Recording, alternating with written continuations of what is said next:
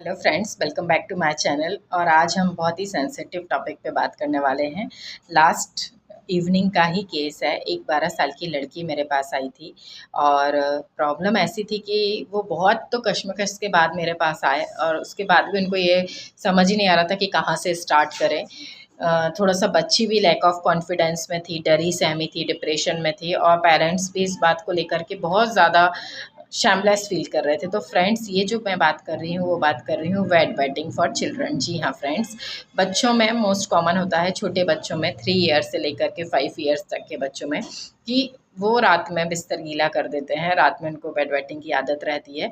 But it's okay. But यदि ये as बढ़ती जाती है 5 के बाद 6 year, 7 year, 8 year, 9 year, 10 years, तो बहुत ज़्यादा लॉन्ग ड्यूरेशन हो जाता है। और इस एज में यदि कोई डेली ही बाथरूम कर रहा है बिस्तर में और डेली ही बिस्तर गीला कर रहा है, तो वो चीज़ गलत हो जाती है। जो मम्मी पापा, उनके पेरेंट्स के लिए तो ठीक है, थोड़ा सा शेमफुल है, बट बच्चे बहुत ज़्यादा इस चीज़ को डिप्रेशन में चले जाते हैं। इस चीज़ को उनको, वो बोलते कुछ नहीं है पर वो बहुत ज़्यादा मन में लेते हैं और उनको ऐसा शेमलेस फील होता है, साथ ही लैक ऑफ कॉन्फिडेंस हो जाता है। तो मेरी एक दरख्वास्त है, एक निवेदन है पेरेंट्स से कि प्लीज़ बच्चों को इस तरह से ना करें, उनको बार बार इस चीज़ के लिए टोके नहीं।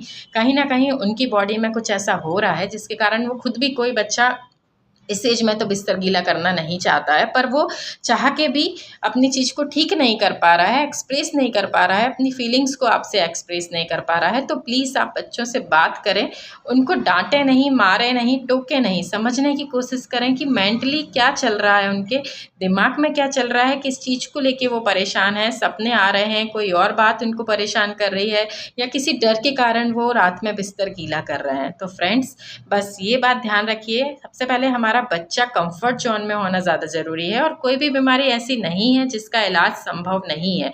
होम्योपैथी में 100% वेट वेटिंग का इलाज है। मैं खुद भी करती हूँ। आप चाहें तो मुझे इस नंबर पर ई कंसल्ट कर सकते हैं, पूछ सकते हैं मेडिसिन।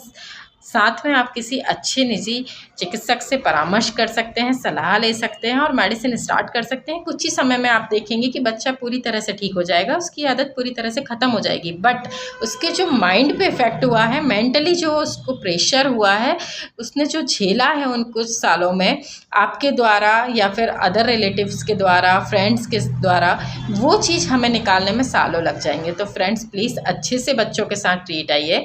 और यदि ऐसा है, आपको ऐसा लगता है, तो बिल्कुल इसका आप होम्योपैथिक ट्रीटमेंट लीजिए। R74 बहुत अच्छा ड्रॉप है एनोरेसिस के लिए। साथ ही फेरम फॉस 6X की कुछ टैबलेट्स ले सकते हैं आप।